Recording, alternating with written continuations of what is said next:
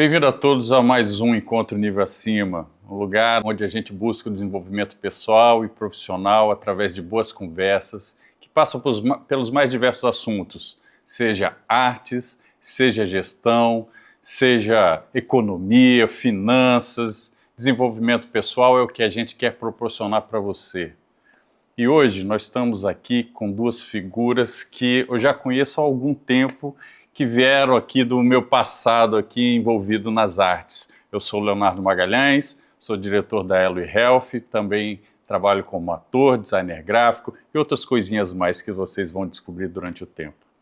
Hoje eu queria apresentar aqui para vocês Wesley Telles e Bruna Dornelas. Vocês dois ambos são produtores culturais, comunicadores e fundadores da WB Produções, uma empresa com 18 anos de trajetória que se consolidou como referência nacional nas artes cênicas. A Bruna é formada em rádio e TV e o Wesley também nessa área aí de comunicação. Eles já produziram mais de 900 apresentações realizadas nos 22 estados do Brasil e mais de 2 milhões de espectadores. Gente, parabéns para vocês, que fantástico, a produtora do Espírito Santo com esse nível de realização. Bicho, incrível, incrível, incrível. Obrigado, a gente está muito feliz de estar aqui. Para quem não conhece, o apelido dele é Foca. A gente não conhece ele como Leonardo, conhece como Foca, quem é das antigas. Mas é uma alegria poder bater esse papo com você. Nossa, a honra é minha estar vocês aqui. A agenda de vocês sempre muito apertada, conseguiu uma brechinha aí, isso é fantástico. E como vocês sabem, para a gente começar o nosso papo, eu queria perguntar para vocês o seguinte. Wesley, que lembrança da sua infância você acredita que ajudou a moldar você no caminho da comunicação e das artes? Nossa. Momento terapêutico. Não, eu acho que foi os desafios, assim. Eu descobri o teatro, eu descobri a arte com 7 anos de idade. E aí, na minha cidade, eu sou nascido em Colatina, né, interior aqui, noroeste do Espírito Santo. E na minha cidade não existia nenhum grupo de teatro, não existia nenhum teatro. Mas aí o meu primeiro contato com as artes foi através da televisão, né? Enfim, eu sou uma criança, fui uma criança dos anos 80, anos 90, então eu nasci em 84. E aí o universo das artes iniciou pela televisão. E aí, como nascido no interior do estado, eu descobri o teatro através de igreja, através da escola, mas eu acho que o que me fez realmente chegar até onde eu cheguei hoje, estou chegando, caminhando junto com a Bru, foram os desafios. Foi a vontade de sair daquela zona de conforto, de sair de um espaço que eu não me sentia adequado. Nada contra a Colatina, tem um carinho muito grande, minha família mora lá, mas a cidade não podia me oferecer os meus desejos, os meus anseios de crescimento. Eu sempre me achei muito mais do que a cidade. Então eu queria mais, eu queria sair dali, evoluir e aprender. Então foi o desafio, a minha psicóloga até fala, foi as limitações da cidade me fizeram me impulsionar a sair dali e crescer. Nossa, tensa essa pergunta, hein? E você, Bruna, como é que foi crescer em Jacaraípe, né? E de que forma essa vivência contribuiu para a sua carreira, para essa trajetória? Cara, eu acho que o meu primeiro contato com as artes, eu acho que foram através dos livros. Eu nasci na Bahia, vim para o Espírito Santo muito cedo, mas a minha mãe era professora na Bahia, minhas tias, então eu sempre tive muito contato com os livros e sempre gostei muito, sempre fui uma criança que gostava muito de ler. Então, acho que o meu primeiro contato com esse universo foram através dos livros. E eu sempre fui uma criança que gostava muito de me amostrar, né? Então, eu acho que a minha paixão pelo teatro veio através realmente de querer me mostrar. Eu entrei no teatro como atriz, achei que essa era a minha vocação, descobri a tempo que não, mas eu gostava de me exibir. Então, na escola, eu sempre estava participando de teatrinho de escola, tinha qualquer coisa de desfile ou oratória, sabe? Assim, eu sempre queria estar ali na frente, assim. Então, acho que foram essas duas coisas, assim, a literatura muito enraizada desde a minha infância, assim, eu era uma rata de gibi, de tudo. E essa coisa de querer me mostrar, assim, aí eu fui. Depois, é óbvio, né? Você vai juntando, assim, né? E vai entendendo, então talvez por aqui seja um caminho que eu gostaria de seguir. Você falou que atriz não seria a sua praia, mas como é que você descobriu que não é a sua praia? Quando você começou? Ela é uma excelente atriz, tá, gente? Inclusive, eu fico estimulando ela a voltar para os palcos. Olha, revelações, Maravilhosa. revelações. A gente fazia, isso já mais velhos, né? Fazíamos teatro na oficina de teatro da faculdade. E que aí, tipo, na minha cabeça aquilo ali já era um teatro profissional, assim, né? Aquilo me fazia tão mal entrar em cena, assim, ao mesmo tempo eu gostava do processo. Eu sou uma rata de ensaio. Então eu gosto do processo de ensaiar, aquilo ali tudo. Agora quando fala tá valendo, nossa Senhora. E era uma tortura tão grande que era maior do que a minha paixão do processo de ensaio, assim. E ali, como a gente, né, quando está fazendo teatro, a gente faz de tudo, a vocação pela produção também começou a aflorar. E aí eu entendi que eu gostava de resolver coisa, resolver problema, de correr atrás disso, correr atrás daquilo. Falei, então eu não preciso estar em cena para estar próximo ao teatro. Eu posso estar de outro jeito, contribuindo de outro jeito. Sim. E aí, quando a gente começou a entender isso, e aí, enfim, abriu a produtora, eu me realizei ali, que eu não me distanciei, mas não que eu não sinto essa ansiedade ainda sinto, né? Mas pelo menos eu não tô lá na frente, né? A cortina não abriu para mim. Tá certo. Então vocês se conheceram na faculdade? Sim. Nossa, uns 20 e poucos anos atrás. Não, enfim, estamos ótimos, mas já tem uma boa trajetória. A gente se conheceu num curso de comunicação social, a gente formado em rádio e televisão, né? Em comunicação, habilitação rádio e televisão. Eu estava numa turma, a Bruna em outra, eu acabei ficando desestereotizado e aí acabei entrando na turma da Bruna. E coincidiu de abrir esse grupo de teatro da faculdade, né? A gente tinha um professor, inclusive é um grande artista capixaba, Marcelo Ferreira, que tem uma companhia de teatro há 18, 19 anos, que é a Companhia de Teatro Urgente. Ele era um professor de expressão corporal nosso. Ele resolveu movimentar ali a matéria e abrir um grupo. Nós fomos pré-selecionados para fazer uma montagem de Toda Nudez Será Castigada, né? Um clássico. Legal. Do Nelson Rodrigues. A Bruna era uma das tias. E eu era o padre, mas enfim, eu descobri também que eu era péssimo ator. Eu realmente não sou um bom ator. Mas isso, quando a Bru falou, enfim, a gente teve vivências diferentes, mas quando você é uma criança do interior, hoje tudo bem que você tem mais informação, mas naquela época, para mim, trabalhar com arte era só sendo ator. Eu não sabia que existia luz, som, cenário, figurino, visagismo, produção, direção, né, tantos profissionais envolvidos para poder fazer com que o espetáculo aconteça. Eu sabia que eu queria trabalhar com teatro, então fui me estimulando a me tornar um ator. Aí foi na faculdade que eu entendi que falei, não, cara, não existe possibilidade. Se você quer ir para o caminho das artes, vai para outro, mas atuar não. Mas foi quando a gente se conheceu, aí a gente foi criando ali um laço de amizade, e aí foi quando nós resolvemos fazer o nosso TCC juntos, que é um média-metragem, um documentário sobre Bibi Ferreira, chamado Bibi em Cena, inclusive está no YouTube, enfim, um documentário muito bacana de assistir, está no nosso YouTube, no YouTube da WB Produções. E a gente foi ouvindo, né, dos grandes mestres da cultura brasileira, a gente conheceu Dercy Gonçalves, Eva Tudo. Na produção do TCC, vocês conseguiram falar com todo mundo. Desde a primeira bailarina da Alemanha, que é a Márcia Aidê, que foi na época a Bibi Ferreira, que conseguiu, quando ela era criança, a se tornar bailarina, até grandes artistas que já não estão mais entre nós, né, como a Tônia Carreiro, a Eva Tudo, a Natália Timber, que depois a gente foi acabar produzindo um espetáculo dela, ao Paulo Gracindo Júnior, e muita gente. Uma galera. Foi uma experiência muito, muito gratificante. Eu acho que Se a gente não tivesse passado por essa experiência, talvez a WB nem existisse hoje, sim. Então esse daí pode-se dizer que é o marco zero da WB, sim. né? Na hora que vocês mergulham nesse TCC, tem contato com essas pessoas, assim, fantásticas, nas expoentes da arte teatral no Brasil, da televisão, cinema também, né? Pelos personagens que vocês falaram aí. E aí realizaram. Como é que foi o estalo?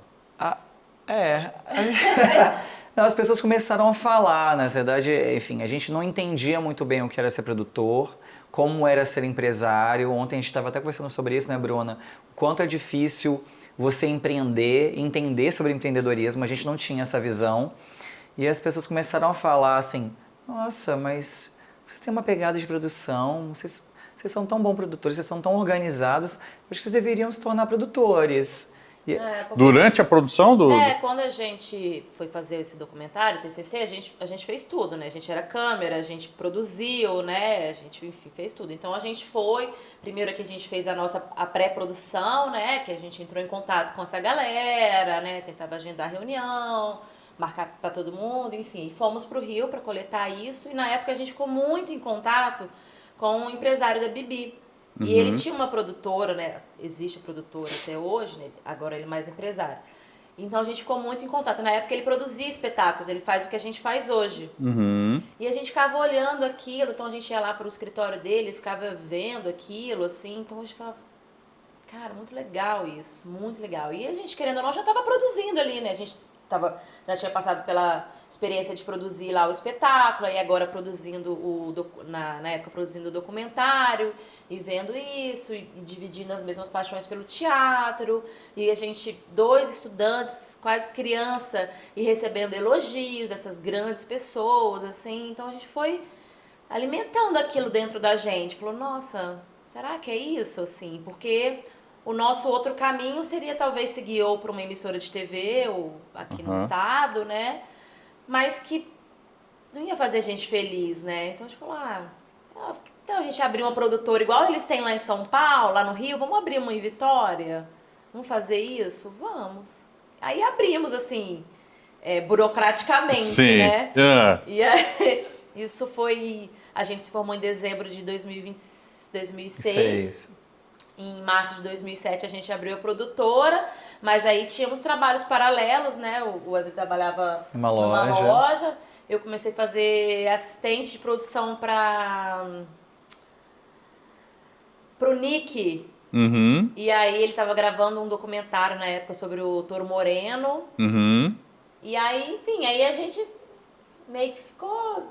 temos uma produtora, né? E agora? E ficou tentando correr atrás de... Porque é difícil, né, você conseguir fechar seu primeiro, sabe, qualquer empresa talvez, né, seu primeiro projeto, né? Quem vai confiar em 2 crianças falando, oi, tudo bom? Meu nome é Bruna, Wes, somos da WB, a gente queria contratar vocês para vir aqui para Vitória. O que vocês já fizeram? Nada.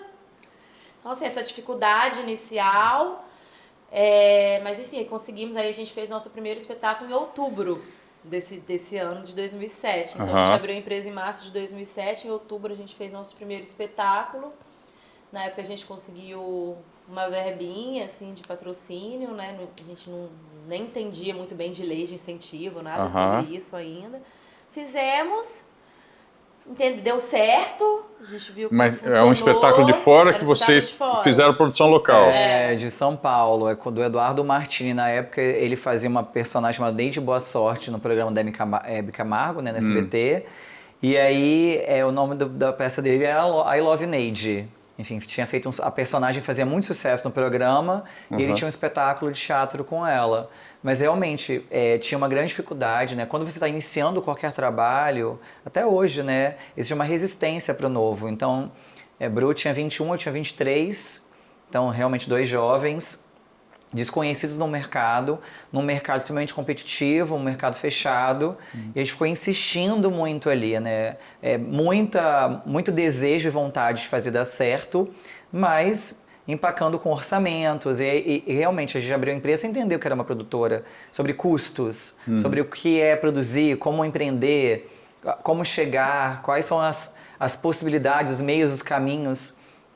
Então, a cada ano que a gente foi amadurecendo, né? Então, em 2007 foi uma produção, em 2008 foi, sei lá, 5, aí em 2009, 7, aí já chegou a ter anos aqui em Vitória da gente produzir 30 espetáculos, 20 e poucos num ano.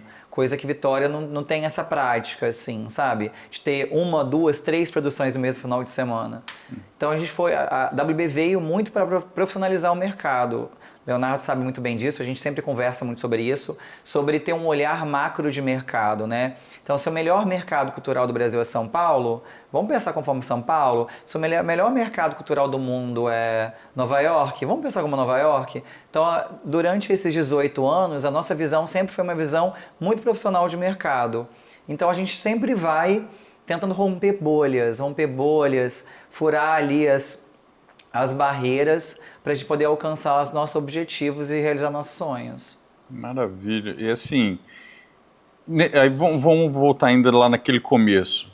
Ok, um espetáculo, vocês abriram em março, um espetáculo em outubro. E o que pagava as contas? Os trabalhos paralelos. Nossa. O Wesley trabalhava de gerente numa loja, a gente ia pra loja dele fazer ligação. A gerente dele puta com a gente. Que aí a gente ia pra lá e ele começava a ligar pros produtores de São Paulo e Rio, né? Querendo contratar os espetáculos, enfim, ficar atrás de patrocínio, enfim. Aí eu acho que isso durou, assim, a gente com trabalhos paralelos, 1 ano, quase 2, talvez, não? Eu acho que foi menos, Bru. É porque eu não era gerente, eu era vendedor. Vendedor. Essa sua pergunta foi assim, a gente passou de formas diferentes, mas muita dificuldade, porque a conta não fechava. Sim. Eu posso dizer que a conta da empresa começou a fechar, sei lá, 5, 6 anos depois de empresa. Então, assim, a gente muitas das vezes optou, eu morava sozinho, né? Tinha uma vida muito diferente da Bruna, a Bruna morava com os pais, então sempre existiu uma estrutura ali, mas a gente muitas das vezes optava por não ganhar nada e investir na empresa.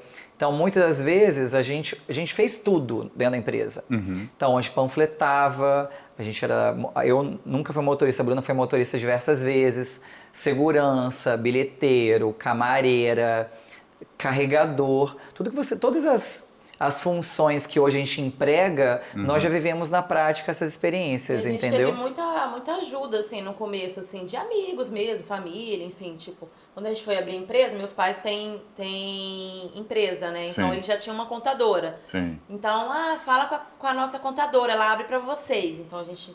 Leucimar, abre uma empresa pra gente. Aí, abriu. Ok. Então, meu amigo tem um carro. Ô, fulano, me empresta o carro. Esse final de semana você pode dirigir pra gente? Posso. Aí vinha um amigo. Sim. Então, assim, a gente sempre teve gente que foi ali ajudando a gente nesse começo, né? E aí eu acho que em 2009 foi quando a gente escreveu o nosso primeiro projeto na Lei Rouanet, né? Ok. Que aí a gente entendeu como é que funcionava isso e aí foi correr atrás de patrocínio, né? Em 2009 mesmo a gente conseguiu o nosso primeiro patrocínio com Banestes. Sim. E aí, hoje a diretora de marketing da época até fala, gente, quando vocês vieram aqui, a gente batia na porta. Quando vocês iam embora, eu falava, gente, essas duas crianças querendo dinheiro do banco pra fazer isso, o que tá acontecendo? Não acreditavam, foram né? na insistência, e meio que falaram, vamos acreditar na gente, o que tá acontecendo? Então, eu acho que quando a gente começou a conseguir, desde 2009, talvez, querendo ou não, foi um processo até rápido, né? Se você pensar 2 anos, a gente já conseguiu aprovar nosso primeiro projeto e já conseguiu captar, era uma proporção bem menor, óbvio, mas a gente conseguiu ir dando uma sobrevida para empresas, assim, né? Vamos indo. E é isso, como a gente fazia tudo, o custo fixo da WB não existia praticamente, né? Porque éramos só nós dois, né? Então a gente tinha o custo de trazer o espetáculo e na ousadia mesmo, né? Vai na fé que vai dar certo. E aí foi dando. A gente trabalhava de casa, né? A gente demorou muito tempo para poder ter um escritório físico. Porque é isso, a gente está em Vitória, né? A gente está dentro do Sudeste, que é a grande fatia financeira do país, mas o Espírito Santo, entre Rio, São Paulo e Minas Gerais, ele tem poucos recursos, pouco investimento. Então a gente foi resistindo mesmo, dando ali, acreditando na empresa a cada ano, batalhando para profissionalizar, para conseguir mais recursos, para viabilizar mais projetos, mas tudo foi ali na resiliência mesmo, sabe? A cada ano, novos desafios e buscando uma estabilização da empresa mesmo. Eu fico imaginando assim, se vocês tinham noção, provavelmente não tinha noção, né, do tamanho dessa dificuldade que é, porque eu olho para vocês, assim, eu acompanhei essa trajetória aí no início. Como é que vocês conseguiam conversar e convencer o empresariado local e os grandes artistas de fora vir para cá? Como é? Porque tinha que abrir canal, né? Os caras tinham que acreditar no projeto de vocês também. Eu acho que a gente estava até agora no carro conversando sobre isso, assim. A gente está num momento lindo do Brasil, mas também delicado em várias questões, né? Já há muitos anos. No início mesmo, as coisas, ao nosso ver, elas eram difíceis e fáceis, assim. Acho que, assim, Vitória é uma cidade incrível, as pessoas são apaixonadas por Vitória. Então, e a gente sempre cuidou muito, né, das produções. E a gente estava num momento de cidade, de país, sei lá, de acreditar mais no outro, de investir, de incentivar mais, de estimular mais. Então, nos primeiros anos, eu acho que existia muito disso também. Sei lá, uma energia, não sei como mas desejo de... Eu acho que, assim, tudo foi conspirando ao nosso favor também, assim, sabe? De realmente... Talvez eu nem saiba responder essa pergunta, sabe? Meu Deus, como é que a pessoa acreditou que... sabe? Acho que vocês deviam ter tanta eu acho que era vontade. Paixão mesmo. Assim, acho que as pessoas olhavam pra gente e falavam, gente, não tem como dar errado. Olha o brilho no olho deles. Não sei, assim, parece meio poético. Sim. Mas que eu acho que no fundo tem uma verdade ali, sabe? Eu acho que quando a gente ia pra poder defender algum projeto ou ligava pra algum artista pra poder vir pra Vitória, acho que a gente vendia tão bem aquilo ali, sabe? Um sonho, assim, que as pessoas falam, gente, vamos ter que dar um crédito para essas crianças, vamos entender se realmente vai funcionar. E foi funcionando, assim. Eu acho que foi uma conspiração, assim, acho que tinha que dar certo. E engraçado, assim, que realmente foi muito difícil no começo, mas eu não me lembro de um dia da gente ter conversado e falado, vamos desistir? Eu não me lembro disso, você lembra disso? Não teve. Foram muitas dificuldades. Vamos desistir? Vamos procurar outro trabalho? Vamos fechar a empresa? Nunca teve. Nem na pandemia, né? Na pandemia, que foi horrível para o nosso setor, né? Para o setor cultural e artístico, setor de eventos, foi o primeiro a fechar e o último a abrir. Então, assim, nem na pandemia. Na pandemia a gente ficou quietinho. Claro que chegou uma hora que a gente começou a ficar um pouco aflito ali no que ia acontecer. A gente até pensou em possibilidade de talvez conseguir um trabalho extra WB para poder segurar as pontas, que a gente não sabia quando ia poder voltar, mas em nenhum momento a gente falou assim, vamos fechar as portas, nenhum momento mesmo.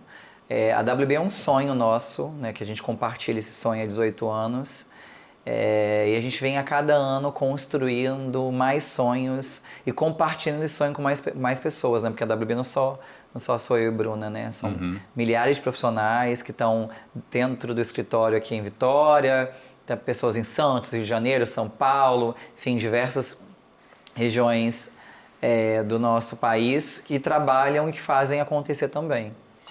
E vem cá, e como é que foi essa construção aí, né? Vocês começam aqui fazendo uma produção local, trazendo um espetáculo de Vitória, para Vitória, externo para Vitória, convenceu um banco de estado a patrocinar vocês, e aí a coisa foi crescendo um pouco mais. Que hora que vocês olharam assim e falaram, opa, tá dando certo? Teve alguma coisa que marcou assim vocês nesse aspecto? A partir de agora a gente já fincou um pezinho, estou mais seguro de poder usar um pouco mais. Nossa, gente, que pergunta difícil, gente. Eu não lembro de nada pontual, assim. Eu acho que realmente a gente foi crescendo muito gradativamente, sempre um degrau, outro degrau e por aí vai. Eu acho que quando a gente se sentiu confiante de falar, agora eu acho que talvez o Espírito Santo tenha ficado pequeno pra gente. Uhum. A gente sempre muito inquieto, né? Eu acho que até hoje a gente tem assim, essa inquietude. E a gente queria voar, né? A gente queria bater asas. E aí que veio o Essa em Cena. Sim, Que vocês foi participaram. Ah, legal. Pô, Que fantástico. Foi uma experiência muito legal pra gente, que foi nossa primeira experiência realmente de fazer coisas fora do estado, né? Então, a gente...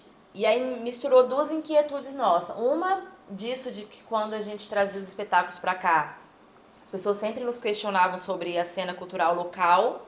Então a gente percebia que o que de bom estava acontecendo aqui no estado não estava sendo visto, as pessoas de fora não sabiam. Sim. Então isso era uma inquietude nossa. E a outra de que a gente queria fazer coisas fora do estado, sentir como é que era essa experiência, né? Como é produzir no Rio, como é produzir em outro lugar.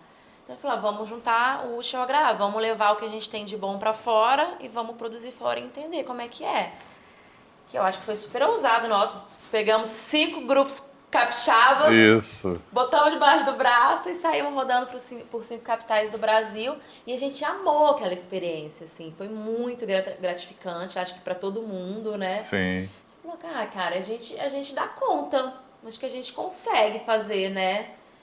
E aí começou assim a inquietude de talvez, vamos produzir os nossos próprios espetáculos, então, né? E aí foi que isso desde 2014. Então, é isso. Então, assim, a WB tinha 7 anos. Tô perdido com o 14 é tempo. 7. Mas, cara, eu tô pensando que a gente é muito doido, né? Porque esse primeiro projeto a nosso gente é muito nacional, doido. 40, tinham, sei lá, eram 5 grupos, umas 30, média de 8 pessoas umas 30 por pessoas por cidade. Com dinheiro, isso aqui de dinheiro. Sim. Quase sem recurso, mas aí a gente buscou o máximo de profissionalismo. Então, toda cidade tinha uma boa assessoria de imprensa, um bom plano de mídia, produtores locais, bons teatros, hotéis. Assim, o que a gente pôde ofertar para os grupos, a gente ofertou, porque o que a gente prezou ali para esses grupos é ofertar uma boa experiência. Até hoje a gente se preocupa muito com isso. Com que as nossas produções tenham uma excelente experiência. Com quem a gente vai receber em Vitória tenha uma excelente experiência. A gente se preocupa muito com a experiência, tanto de quem está no palco, tanto do público, de quem investe naquele projeto. É muito importante para nós que essa experiência seja positiva. Sim. Esse capricho de vocês, eu vivenciei, né? Sempre vocês muito cuidadosos, né, nessa questão de receber, de acolher, de dar condições até para o artista aproveitar um pouco da estada ali, né? Enfim, vocês sempre foram muito detalhistas, né? E realmente carinhosos com todo mundo. Isso faz uma diferença, né? Eu já participei de alguns festivais que parecia que eles estavam te fazendo um favor de você estar ali para apresentar e completamente perdido, desassistido. E é uma situação, e as estrelas, é lógico, lá, mas vocês não, vocês todo mundo é o artista, né? É o profissional, é a pessoa, não tem essa medida diferente. Isso é fantástico, talvez é um dos segredos do sucesso de vocês, essa acolhida, esse amor, esse carinho, o esmero, o cuidado no fazer, no respeito, né, na profissão.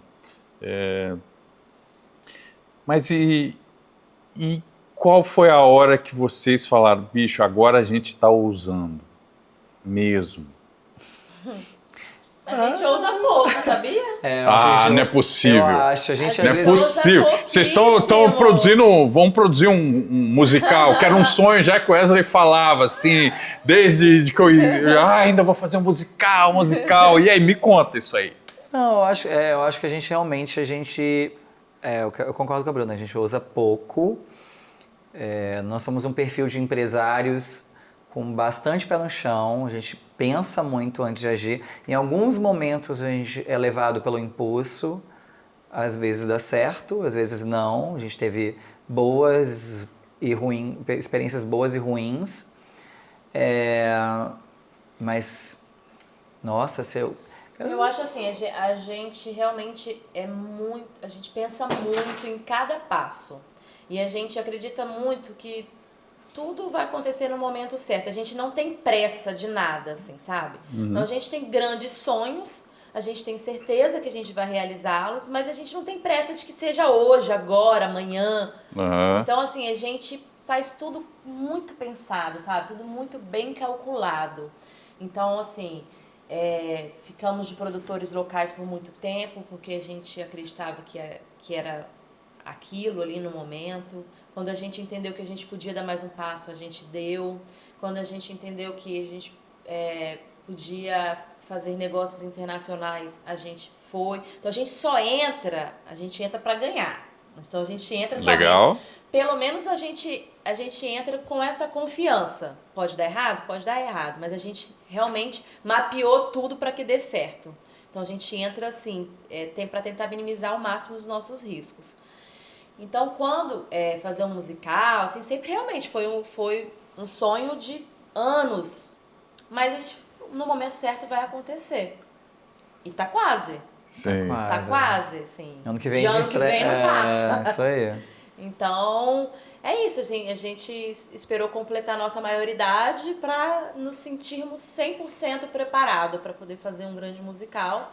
E assim vamos fazer. Como tem outros sonhos que a gente fala sobre isso daqui 5 anos, a gente tem um sonho de fazer alguma coisa fora do país, né? Uma peça na Broadway, off-Broadway, seja lá o que for.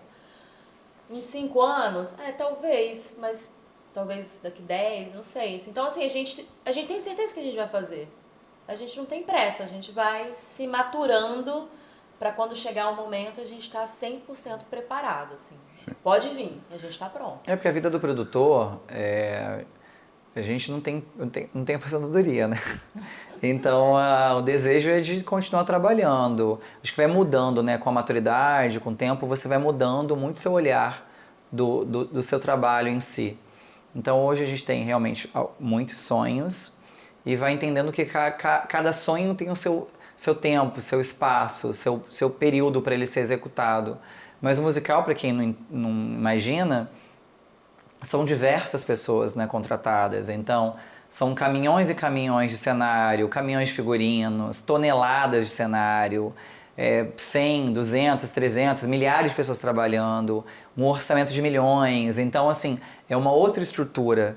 Então, a gente precisava realmente amadurecer quanto produtores, quanto profissionais, para dar esse passo. E a gente hoje se sente apto, super apto para poder dar esse passo, está muito feliz com esse espaço. E também a gente não queria fazer qualquer musical, né? A gente vai fazer o musical da Cher, só a maior, né, maior nome da cultura pop mundial, sabe? Uma artista que o ano que vem completa 80 anos, né? Que fez parte da evolução dos diversos segmentos da cultura do mundo. Então ela foi apresentadora de programas de televisão, ela fez filmes e ganhou Oscar, ganhou Emmy, Grammy, enfim, fez Broadway, enfim, fez milhares de CDs. Enfim, é uma artista muito importante. Então, não adianta fazer um projeto só por fazer. Sim. A gente pensa, a gente tem uma curadoria muito grande, então a gente avalia muito os projetos antes de falar, esse, sabe? E da onde vem essa... vocês já produziram alguns espetáculos. Quem vocês avaliam? Como é que discutem? Qual é a temática? Quem são os artistas? Como é que funciona isso em vocês aí? Não tem uma fórmula certa, assim, né? De todos os jeitos, assim. A gente recebe... Hoje em dia a gente recebe muito texto, então, para ler. Já viraram referência, as então coisas a gente chegam. recebe muito texto. Às vezes é uma ideia original, né? Como foi o caso do Ruben, que o Wesley, tive uma ideia, vamos contratar alguém para escrever, vamos lá. Então, às vezes é uma ideia original. Às vezes é um ator que tem já essa ideia e nos chama para entrar de sócio. Aí a gente, óbvio, né? Vai entender se faz parte do nosso perfil. Sim. Se sim, vamos fazer. Às vezes são colegas, né? Igual Três Mulheres Altas, a gente tava ensaiando o Antes do Ano Que Vem, que é uma outra peça que o dramaturgo Gustavo Pinheiro falou, gente, por que vocês não montam Três Mulheres Altas? Né, vocês já trabalharam com a Natália fez essa peça há um tempo atrás, vocês montam. Então, assim, as ideias vão surgindo, não tem uma regra, assim, né? Então, assim, a gente, hoje, graças a Deus, a gente consegue nos proporcionar uma viagem internacional por ano, então a gente assiste muita coisa fora, a gente fica muito atento ao mercado internacional, de entender o que está em cartaz, o que fez sucesso, a gente pega esses textos, lê esses textos, então assim, a gente está atento, né? Então a gente lê livros, daria uma boa peça esse livro, hein? Ou algum filme, daria uma boa peça. Então é um olhar que vai se aprimorando, obviamente, ao longo do tempo, esse olhar atento, 360 das oportunidades e as coisas que chegam também, chega muita coisa pra gente também, assim. Legal. Vamos mudar um pouquinho, você é um pouco do artístico e vamos para o lado do empresarial. Vocês, 2 sócios, uma empresa com 18 anos, como é que vocês se prepararam para ser gestores de uma área como essa? Porque, assim, eu não vejo, curso de formação de produtores culturais, assim, a gente tem oficinas, né? Mas as oficinas falam especificamente do mercado cultural, não fala de gestão, não fala de pessoas, de liderança, de planejamento estratégico, finanças. Como é que vocês saíram de um ambiente de comunicação, de artes, e assumiram todo esse universo que, para a maioria das pessoas, é uma incógnita ainda, né? Quem pode responder? A gente não se preparou, a gente está se preparando até hoje. Tô brincando. Eu acho que é difícil, realmente a gente não se preparou. Realmente, quando a gente abriu a empresa, a gente fazia ideia do que estava acontecendo. Sim. Até hoje tem muita coisa que a gente não sabe, né? No feeling mesmo. Mas logo depois da faculdade a gente fez uma pós em gestão e produção cultural no Rio. Deu ali uma base, enfim. E aí a gente foi sentindo dentro da empresa a aptidão de cada um. Então, eu, por exemplo, comecei a ficar muito com essa parte financeira, administrativa. Eu senti necessidade de fazer um MBA em gestão empresarial, então eu fui fazer um MBA em gestão empresarial. Essa sim eu acho que eu aproveitei bem mais que a gestão em produção cultural. Sim. Porque, não sei se pela maturidade ou pelo conteúdo mesmo, mas realmente me deu mais uma base de administração mesmo de uma empresa. Isso, e a gente foi se cercando também de profissionais para nos ajudar, né? Então a gente tem uma assessoria jurídica, a gente tem uma assessoria contábil, enfim. Mas a gente brinca que acho que até hoje a nossa maior dificuldade realmente é ser empresário, porque produzir a gente sabe, a gente gosta, né? Ser empresário, não que a gente não goste, né? A gente foi aprendendo a gostar e aprendendo a ser. Porque é isso, né? Eu acho que tem que ter o feeling, né? Tem que dominar a área no qual você está atuando, então no nosso caso da produção cultural.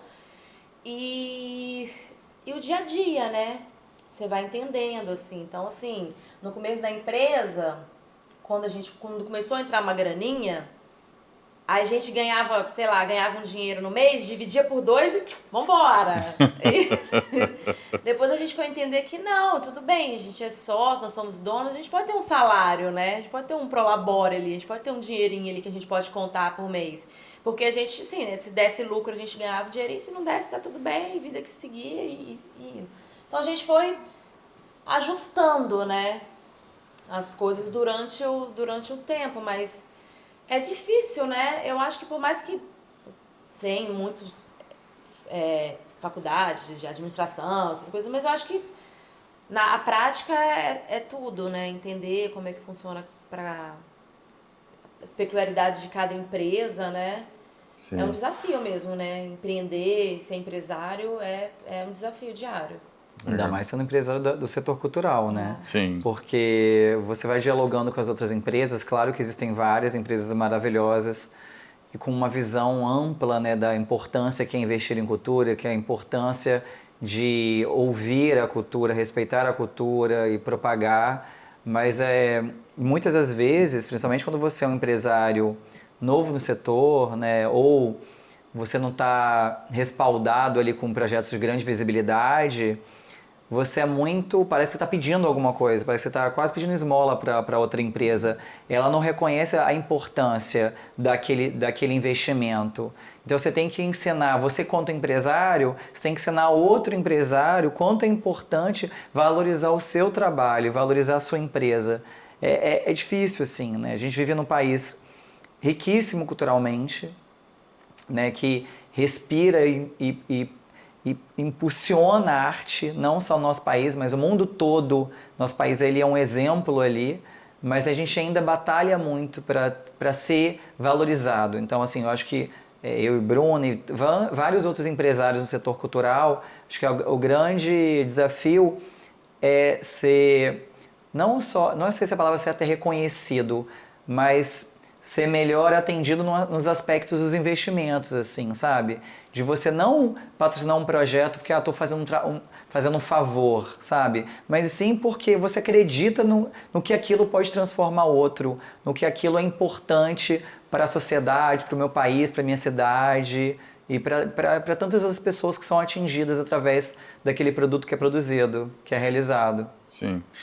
O Brasil vive ciclos, né, de incentivo e retração cultural.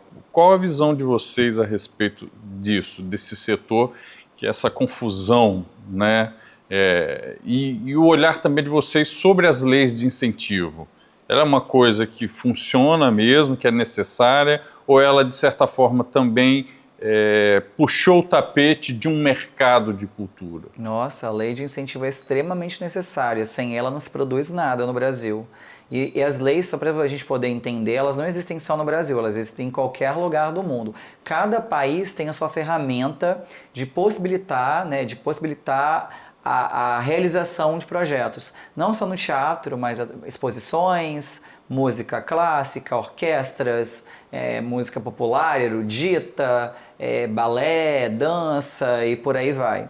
Mas só para a gente poder estudar, entender o passado, a Lei Rouanet, né, a lei de mecenato, veio da época, né, mecenato vem de mecenas. Então, na época dos reis, que graças a Deus nós não temos reis, né, a gente é um povo livre, né, democrático, mas na época dos mecenas, o que os reis faziam? Né? Eles chamavam, sei lá, Van Gogh, Monet, pintores, escultores, artistas, e eles eram os grandes mecenas dessas pessoas. Então eles eram os responsáveis, né, já que eles eram os detentores do dinheiro, das riquezas, para poder investir naquela arte, valorizar e estimular aquela arte.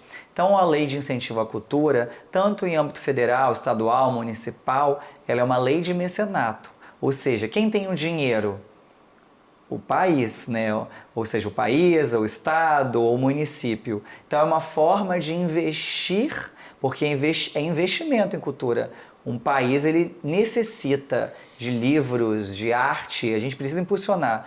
Mas explicando um pouco sobre as leis de incentivo, o percentual da renúncia fiscal no Brasil, porque só para as pessoas poderem entender, a lei de incentivo havia renúncia fiscal.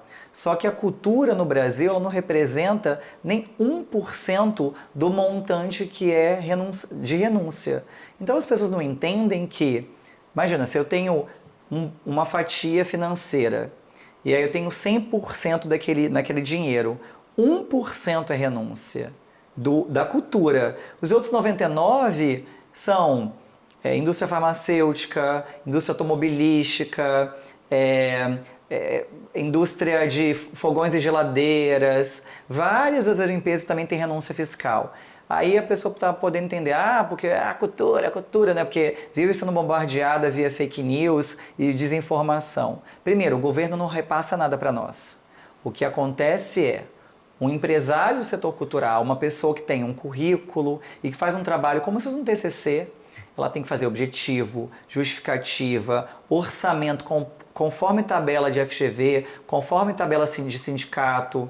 Tem que ter muito bem explicado, né? A empresa tem que estar apta, certidões negativas em âmbito federal, estadual, municipal, seu nome tem que estar limpo, enfim, tudo tem que estar tudo regulado. Aí você escreve o projeto. Aí ele vai para um crivo de pareceristas, ou seja, pessoas especializadas naquilo para poder avaliar aquele projeto. Aí quando esse projeto é aprovado, não é que o governo vai te dar aquele dinheiro, ele te possibilita a forma de ir até uma iniciativa privada, ou seja, vamos montar um espetáculo de balé, Quebra-Nozes, que é um clássico, né, do balé. Vamos montar um espetáculo de balé. Aí fizemos um orçamento, vamos supor que esse projeto deu 300 mil reais. Aí ele foi aprovado na Lei Rouanet. Ele foi aprovado, gente. Isso quer dizer nada. A aprovação é um primeiro passo. Eu posso dizer que é o passo mais simples, porque o que faz é que o empresário do setor cultural, ele aprova aquele projeto e ele vai, através da iniciativa privada, captar os recursos. Se vocês forem avaliar, o que mais tem é projeto aprovado e o que menos tem é projeto captado.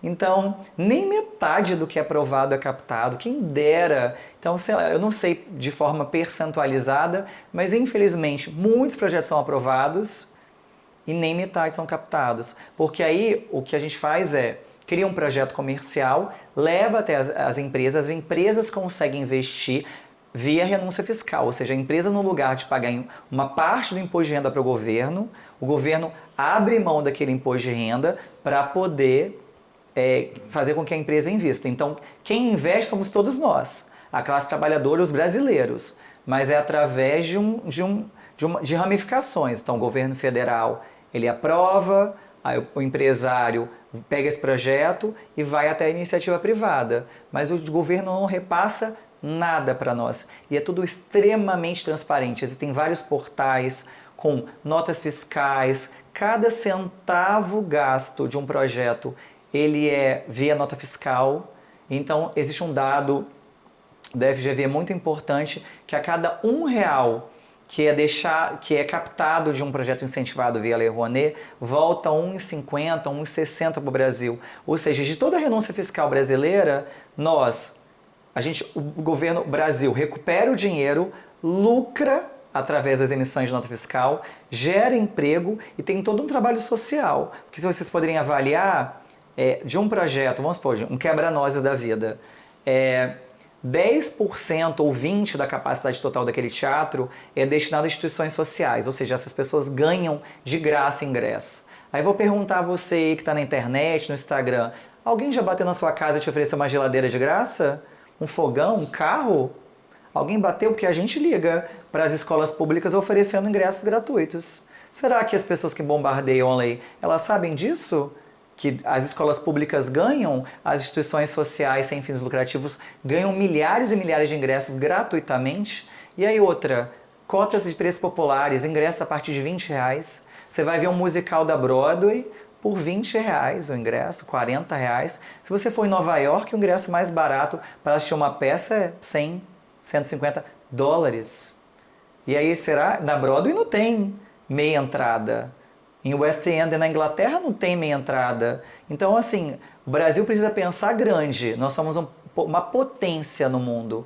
E aí, o Ministério da Cultura ele faz um trabalho essencial para a cultura brasileira, que é igualdade, né? Nós temos igualdade, ou seja, uma pessoa que ganha um salário mínimo, ela vai ter condições de pegar R$20. Eu até falo assim, gente, uma Heineken está mais cara do que o ingresso. Então ela vai deixar de tomar uma Heinekenzinha ali e vai comprar ingresso de R$20. Mas tem pessoas que não têm condições, elas vão ganhar de graça. E tem pessoas que são mais abastadas, elas vão pagar o valor devido daquele ingresso. Então a cultura, ela é essencial. O Brasil está entre os 5 maiores países que produzem cultura no mundo. Nós geramos diversos empregos, ou seja, são várias famílias que dependem da cultura para poder sobreviver. E as pessoas não entendem isso, né? Elas bombardeiam e elas falam algo que elas desconhecem. Eu falo que todo mundo aqui é meio treinador de jogador de futebol, né? Todo mundo sabe de tudo no Brasil. Então a gente é médico, a gente é jogador de futebol e a gente é especializado em cultura. Então as pessoas falam, replicam mentiras e mais mentiras. Uou! E como é que, aí trazendo para os dias de hoje, essa questão de chegar nessas empresas, né? O ESG, vocês já se beneficiaram de alguma forma dessas empresas que têm essa visão empresarial, de governança, de sociedade, de meio ambiente? Vocês já estão posicionados nessa linha? Sim, total.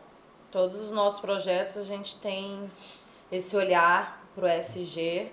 A gente tem projetos que são 100% de cunho social, tem projetos comerciais que a gente tenta encaixar alguma contrapartida, alguma coisa relacionada ao ESG nele. Então, é isso, acho que a gente tem essa visão ampla de mercado e vai realmente se adaptando. Eu acho que a ESG sempre existiu, né? Só botar as letrinhas bonitas agora, né? Então, a gente sempre tentou ofertar nos nossos projetos, ter esse olhar quando a gente aborda grandes empresas para poder vender os nossos projetos. Então, a gente sempre teve esse olhar. Agora, com as letrinhas bonitas. É porque nossa visão, a visão do WB sempre foi uma visão muito do outro. Então a gente faz cultura, a gente faz teatro para todos, todas, todos. Então a gente não quer distinguir ninguém. A gente quer fazer e a gente sempre se preocupa também com a mensagem. Então desde espetáculos infantis que promovam alguma discussão, né, que é importante entre as crianças, entre os adolescentes, um espetáculo adulto que tem um tema que é delicado, mas é que através da arte ele se torna mais palatável, né? Uhum. E aí uma coisa que você perguntou, Leonardo, que eu até acabei me exaltando ali falando sobre a lei, e por que as pessoas, a gente estava até ouvindo um podcast agora, né, vindo para cá, e aí fizeram uma pergunta próxima para Marisa Hort, e por que as pessoas, eu acho que bombardeiam tanto a lei, né? É porque a gente vive num mundo ou num país onde as pessoas não querem que ninguém pense. A arte, ela desenvolve senso crítico nas pessoas. A arte, ela sensibiliza. Quanto mais senso crítico, quanto mais sensibilidade, mais você vai pensar. E quanto mais você pensar, mais você vai entender os problemas que nós vivemos, né? Então, a arte ela foi vilanizada e infelizmente eu não consigo entender por que disso, mas é por isso, porque a gente coloca a nossa cara à frente, né? A gente defende os nossos propósitos ideais. Claro, nós somos empresários, a gente precisa lucrar, precisa ter dinheiro, movimentar, porque são muitas pessoas, muitas bocas para serem alimentadas, né? Muitas famílias, mas a gente se preocupa muito com o que vai dizer. Nós somos muito responsáveis e através do nosso trabalho, né, quanto produtores, quanto artistas, quanto comunicadores, quanto técnicos, realmente fazer com que as pessoas saiam dali mais transformadas e mais sensibilizadas, saindo refletindo ali sobre o mundo, sabe? Show de bola, Wesley. Uma outra situação assim, que também eu queria que, de repente, vocês esclarecessem para mim. Como é que por que a gente sempre vê praticamente as mesmas marcas patrocinando? O que falta para os empresários para eles entenderem esse mecanismo da lei de incentivo? Seja ele federal, até a estadual, assim, pelo que eu tenho visto, parece ser um sucesso, não sei se ela está ampliando, enfim. O que está faltando para esses gestores entenderem isso e usarem mais desse mecanismo? Porque, pelo que eu entendo, assim, pelo que eu percebo, isso traz benefícios para todo mundo. Sim. Eu acho que é conhecimento mesmo, eu acho que é interesse, né? Primeiro, interesse e realmente conhecer. Como as leis de incentivo, elas são muito bombardeadas, às vezes a pessoa prefere acreditar ali na mensagem do tiozinho do WhatsApp do que realmente entender como é que funciona, ou às vezes preferem não vou fazer para não vincular a minha empresa com esse tipo de polêmica, né? Porque sabe que sempre tem uma polêmica ali, por realmente 100% por falta de conhecimento, assim. É realmente esse estigma, né? Que quando a gente tem a oportunidade, a gente tenta tirar de todo mundo, assim, realmente explicar como é que funciona o mecanismo da lei, porque é uma coisa que, como o Wesley disse, não acontece só na cultura, é uma coisa 100% transparente, e uma coisa fácil, não é aquela coisa burocrática, uma coisa fácil, simples, rápido. Então, assim, se os diretores de marketing tivessem o mínimo de interesse, de conhecimento na lei, eles vão ver que eles estão perdendo grandes oportunidades, porque é isso.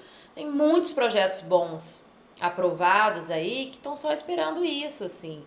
Então é isso, assim, a gente tem muito orgulho porque, assim, grandes empresas aqui do Espírito Santo nunca tinham trabalhado com a Lei Rouanet antes da gente. Então, assim, a gente fazia questão de ir, explicar. A gente tem uma coordenadora de projetos que mora no Rio, que tem uma empresa também há mais de 18 anos também, que ela trabalha exclusivamente com projetos incentivados. Ela é a pessoa que inscreve, presta conta, faz o controle e tal. Então, a gente trazia ela para cá, levava ela nas empresas, pedia para ela explicar. Então, a gente foi fazendo esse trabalho de formiguinha, entendeu? Porque realmente é um benefício que tem que ser usado. Se a empresa pensar estritamente na própria empresa, na divulgação da marca dela, tem ali. Se ela quiser ter um pouco de responsabilidade social e cultural com a população, com a sociedade onde ela está inserida, também tem ali. Então, só tem benefícios. Só tem benefícios. Não tem isso aqui tem essa parte aqui que é negativa, que é mais difícil, vai dar mais trabalho pro contador. Não tem. Então, assim, eu acho que realmente é falta de interesse e falta realmente de compreensão de como funciona o mecanismo das leis de incentivo. E é isso, eu não consigo achar um outro motivo que não seja isso, assim. É falta de bom senso também, porque seria tão importante que os empresários entendessem que, primeiro, eles não investem em nada, né? Não sai R$1 da conta deles, é tudo via renúncia fiscal em qualquer âmbito municipal, federal ou estadual, mas do quanto é importante isso.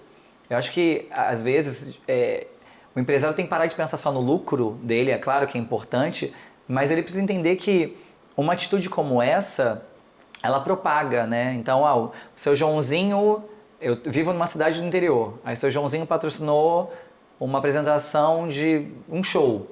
Olha, o Joãozinho apresentou um espetáculo, um show. Nossa, eu sou o Pedrinho, tenho uma empresa também, vou fazer um negócio parecido com o que o Joãozinho fez.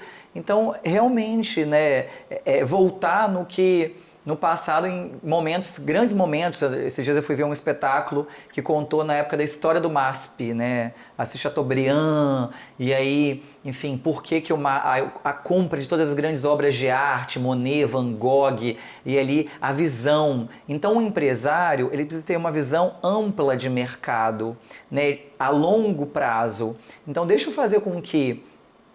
eu investir nesse projeto, nesse espetáculo, ou nesse show, ou nessa exposição, ou nesse artista, porque eu estou de alguma forma construindo não só a carreira desse profissional ou dessa empresa, mas eu estou envolvendo toda uma sociedade onde ele está atuando. Uhum. Então é uma visão a longo prazo, é ter visão. Além de todas as questões que a Bruna falou, eu acho que falta visão e responsabilidade social, como a Bruna disse. Tem alguma classificação de empresa que pode patrocinar a sua empresa do lucro real? Ou, enfim, como é que funciona isso? A Rouanet, que é a lei federal, a empresa precisa tributar lucro real. A LIC, por exemplo, que é a lei estadual, ela no imposto, no ICMS, né? Então, são empresas de vendas, né? Não pode ser empresas de serviço, não pode ser prestadores de serviço. E a municipal, que é a ISS, aí já são prestadores de serviço. Então, cada lei tem a sua especificidade, né? E cada lei, ela tem uma renúncia de um imposto, né? A federal do imposto de renda, a estadual do ICMS e a municipal do ISS. Legal. Voltando aqui para o universo artístico, o que mantém vocês em movimento criativo após tantos anos de estrada? Tem alguma rotina, hábito ou filosofia que vocês cultivam para manter a atividade, manter a inspiração, a energia? Acho que primeiro é a paixão mesmo, né? Que acho que não morreu, espero que nunca morra. E consumir, né? Consumir. Porque acho que quanto mais você consome isso, está dentro do seu universo, mais você vai tendo vontade. Então, quanto mais você lê, mais você quer ler. Quanto mais peça você vê, mais peça você vê, que você quer ver. Quanto mais filme bom que você vê, você mais quer ir. Então, você vai numa exposição, aquilo... aí você quer ir mais. Então, é consumir. Tá sempre ali, rodeado, porque isso vai te instigando, né? Então, nossa, que peça maravilhosa, olha isso, gente. Nossa, na nossa próxima peça eu quero que tenha isso. Então, isso vai te instigando mesmo, né? Você olha um cartaz da Broadway e fala, gente, que arte maravilhosa, eu quero fazer uma peça porque eu quero ter essa arte. Não, vamos. Então, quanto mais você vai consumindo, mais aquilo vai te instigando, né? Vai preenchendo seus olhos, né? Seus vazios aqui dentro. Então, é uma paixão que, acho que como toda paixão, né? Você tem que ir fomentando, né? Você tem que ir alimentando essa paixão dentro de você. Uhum. Então, eu acho que é isso. E você, Eu Brad? penso da mesma forma. É tão gratificante quando você tem um contato com qualquer obra artística, e isso te estimula tanto. Até recentemente eu terminei de ler um livro que me marcou tanto, que foi Um Defeito de Cor. E aí recentemente a autora, que eu esqueci o nome dela completo, mas eu sei que é Ana, ela entrou agora na Academia Brasileira de Letras, enfim, é a primeira escritora negra, né, enfim, o Brasil com mais metade da população negra.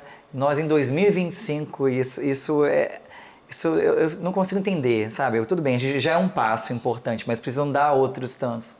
E foi um livro que mexeu tanto comigo, eu entrei tanto naquele livro e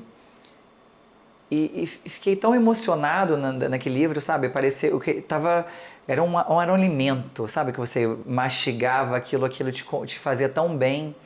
Então, eu concordo com a Bruna. Quanto mais eu consumo, mais eu me alimento e mais eu me estimulo a viver disso e a praticar e a sonhar com isso. E outra coisa, assim, como o nosso trabalho é muito gratificante nesse sentido. Então, por exemplo, a gente dá a nossa ideia, uma ideia, e aí todo o processo, e aí você vê aquilo se realizando ali, e ver a receptividade do público, isso é muito gratificante, né? Então, assim, a gente tem muita sorte de trabalhar com esse tipo de ter essa sensibilidade, assim, de ter esse acolhimento com o público. Então, isso vai alimentando a gente, né? Então, vai fazendo com que a gente queira cada vez mais fazer aquilo, se alimentar daquilo, se nutrir daquilo. Acho que isso, assim, né? Legal. Se vocês pudessem dar um conselho para quem está começando agora no universo da arte, no empreendedorismo cultural, qual seria o ponto mais importante que vocês colocariam ali para seguir em frente? Desista. Não. É uma frase de uma peça. Tem a Jezebel, que é uma personagem que o Wendell Bedelac faz. E aí tem essa pergunta: qual conselho você daria para uma pessoa que está começando? Ela fala: desista. Não, eu já falei isso para várias pessoas que queriam ser ator, atriz. Não, eu acho que se você tem essa inquietude, esse desejo, cara, você joga, vai atrás. A gente ouve muito, né, enfim, de vez em quando a gente vai conversando com profissionais que estão iniciando, ou com profissionais que têm idades próximas à nossa, mas não chegaram lá, e a gente também não chegou lá, a gente está subindo escadas, assim, digamos, né. Eu acho que se você tem esse sonho, esse desejo, o que você tem que fazer é continuar, Não adianta você lutar contra o que você acredita, sabe? Então, se você tem um sonho de abrir uma produtora, abra. Se você quer ser ator, vai ser ator, vai estudar. É muito importante não desistir do que você acredita, do que você quer pra você. Porque a vida passa tão rápido, né? Pra gente poder ficar se prendendo. Eu até entendo que, assim, o mercado, em qualquer mercado, é muito competitivo. Então é muito importante você ter planos também. Plano A, plano B, plano C.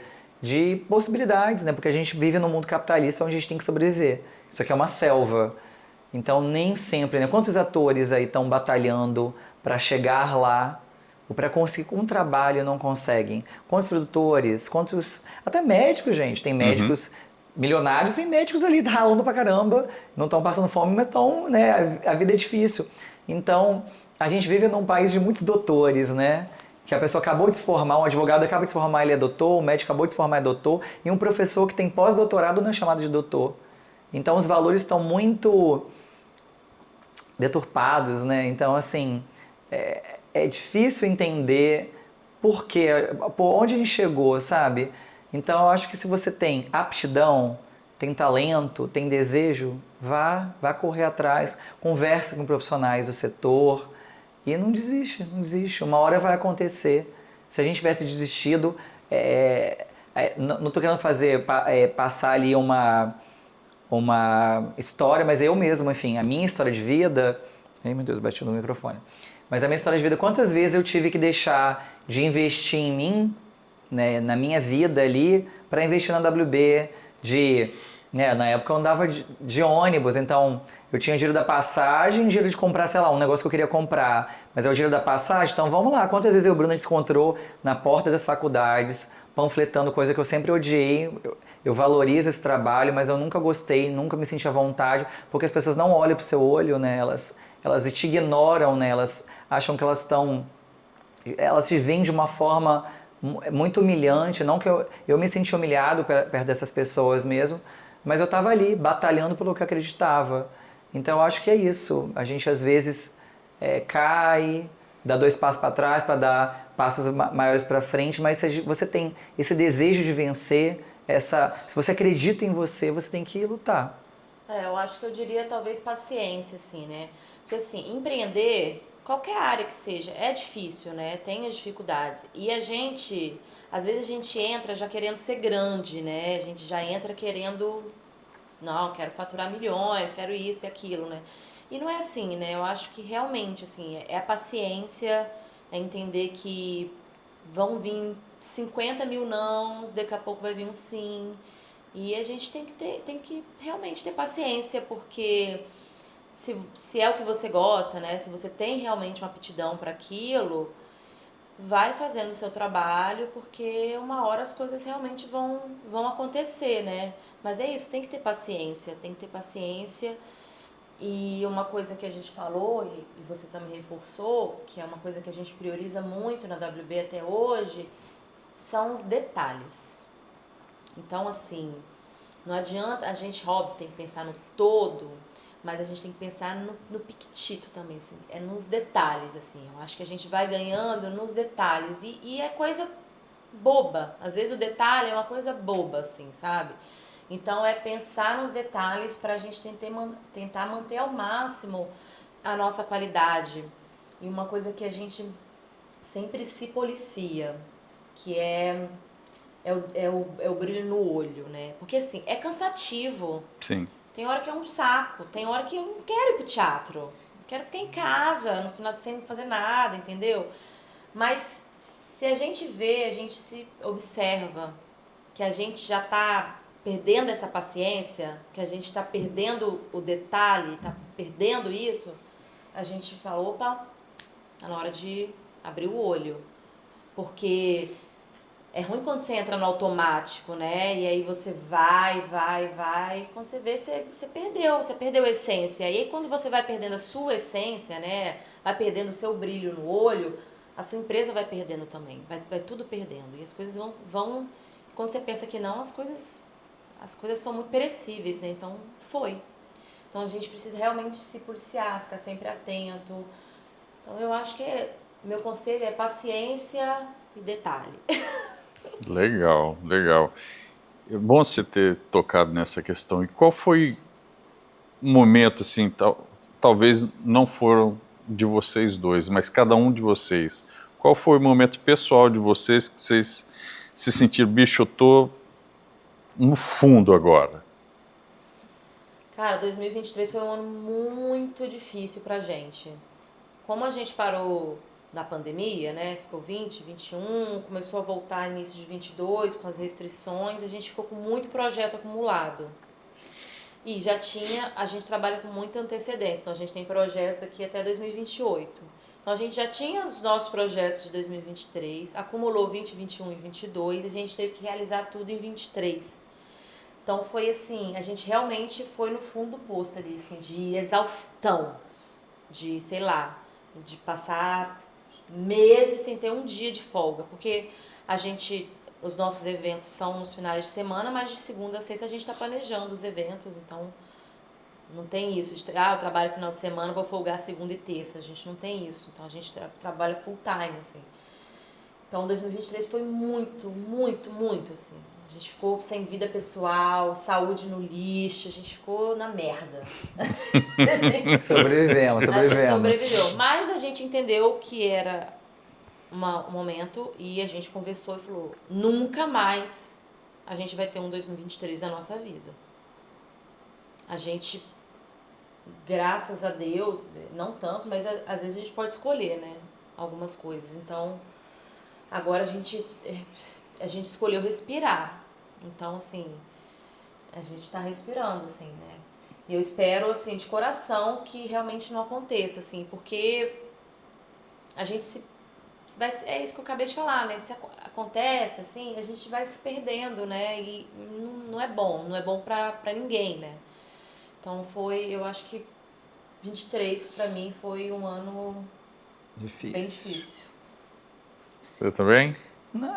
Concordo com a Bru, concordo. Eu acho que a pandemia também em 2020 que foi pesado, né, no aspecto, principalmente quando eu percebi, a gente viveu algumas experiências até de empresas que patrocinavam a gente durante anos e pós-pandemia pararam de patrocinar. As pessoas mudaram muito, né? A pandemia humanizou algumas pessoas, mas também enrijeceu outras. Então, a gente teve baixas de clientes na pandemia, desde apoiadores que foram apoiadores com a gente desde o início de 2007 e pararam de apoiar. Eu acho que eles apoiavam ali de uma forma mecânica, porque estavam há anos e toda semana. E esses patrocinadores, alguns também abriram mão daquilo, não enxergaram, deixaram de enxergar a importância, mas ao mesmo tempo vieram outros, assim, né? Então uma porta fecha e tantas outras abrem. Mas 2023 foi uma experiência desafiadora, principalmente para nós que somos os donos, né, os líderes. Então a gente já trabalha muito, né? Então realmente a gente deve ter trabalhado 360 dias no ano, trabalhei todos os dias sem realmente uma folga. Então, para a nossa saúde mental e física foi muito exaustivo. E aconteceu uma coisa que a gente não gosta, né? Teve projetos nossos que a gente não conseguiu acompanhar e a gente não entregou com a qualidade com a qual a gente gostaria, entendeu? Então, assim, começamos a receber reclamação. Então, assim, é o famoso o olho do dono que engorda o gado, né? E como a gente não conseguia, somos só 2, né? A gente estava com 40 milhões de projetos, a gente não conseguia estar presente em todos. Aí, os que a gente deixou um pouco de lado, a gente, infelizmente, perdeu a qualidade, perdeu o selo WBDC. E isso é horrível, não é uma coisa que a gente quer, entendeu? A gente realmente quer manter a nossa essência, assim, sabe? E é isso, eu acho que essa essência WB, eu acho que também é o que faz com que a gente consiga se manter até hoje, assim. E se a gente perder isso, não vai ser bom, assim. Então a gente se percebeu perdendo isso. Show. E o que é nível acima para vocês nas suas vidas e carreiras? Começa aí, Wesley. Nossa, nível acima.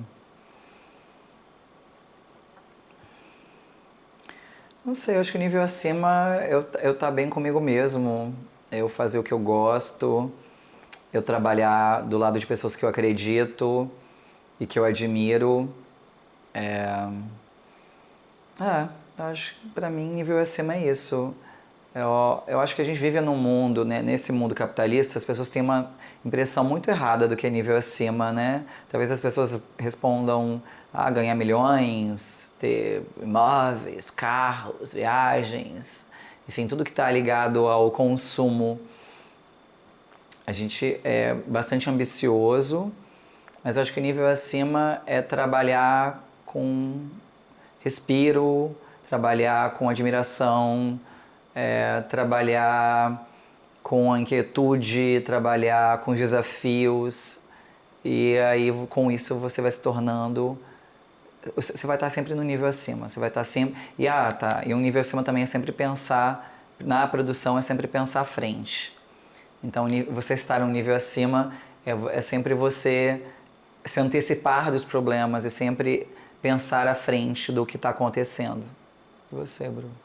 Eu acho que é isso, assim, eu acho que a gente é muito privilegiado, eu me considero que estamos no nível acima porque a gente trabalha com o que a gente gosta, a gente trabalha com o nosso sonho e realmente isso, assim, de ser desafiado, de manter, assim, essa inquietude sempre, acho que isso. Legal. E eu gostaria de saber de vocês se vocês queriam falar um insight, uma frase que inspire a história de vocês ou que mudou a trajetória de vocês. Nossa, gente, foca tá demais.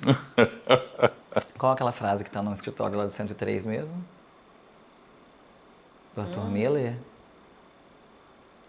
Foi você que escolheu. Precisamos da arte porque viver não basta. Não é mais Não ou é- menos é, isso, mas não não é é isso. exatamente isso. Nossa, não tenho agora uma frase na cabeça, não, para poder... Palavras me vêm várias, mas frase... Então diga uma palavra. Persistência, sonhos. Acho que o que motiva a WB são sonhos. Os sonhos nos motivam. Os sonhos nos alimentam, o sonho nos alimenta e o sonho faz a gente estar vivo, assim, a caminhar. Então, quanto maior os nossos sonhos, mais a gente se torna forte e alimentado. E mais acima a gente fica. Show, show. E onde que as pessoas podem encontrar vocês e encontrar a WB? O arroba, se eu quero ser um patrocinador de algum projeto de vocês, como é que eu encontro vocês? Nosso Instagram, WB_Produções, nosso site, wbproduções.com. Lá tem todos os nossos projetos aptos a captar no site, tem lá nos projetos. São esses nossos arrobas, né? O e-mail contato@wproduções.com, que aí chega até nós.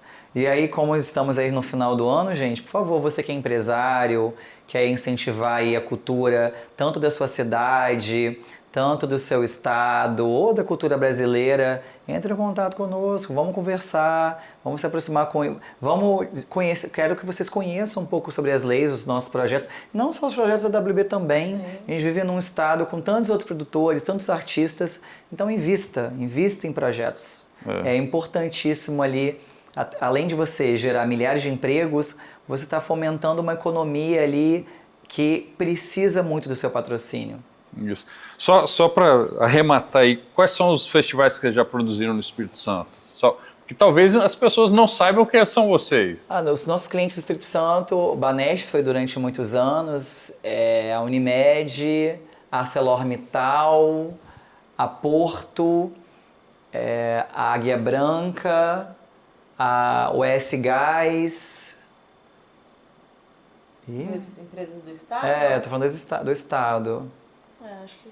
Mas a gente tem a Bradesco Seguros, que é um cliente grande nosso, a Nubank, enfim, a WB trabalha em todo o país. O que a gente quer fazer com você, empresário, com a sua marca, é que você tenha uma excelente experiência. Então você pode acreditar que patrocinando um projeto da WB, você vai ter uma experiência incrível quanto empresa, quanto experiência de marca, junto com seus clientes, junto com seus funcionários. Está muito aberto sempre a ouvir. Então é importante que essa experiência ela comece ali com o patrocinador que está investindo, com quem está envolvido no projeto e com o público que é atingido nesse projeto. Maravilha. Gente, obrigado pela presença de vocês, uma honra ter vocês adorou aqui. O papo. É isso aí. Obrigado pelo convite, viu? A gente fica super feliz. Legal, legal. Gente, e aí agora, curte, dá o like, compartilha, manda todo mundo vir aqui pro Nível Acima. Te aguardo no próximo. Beijão, tchau, tchau.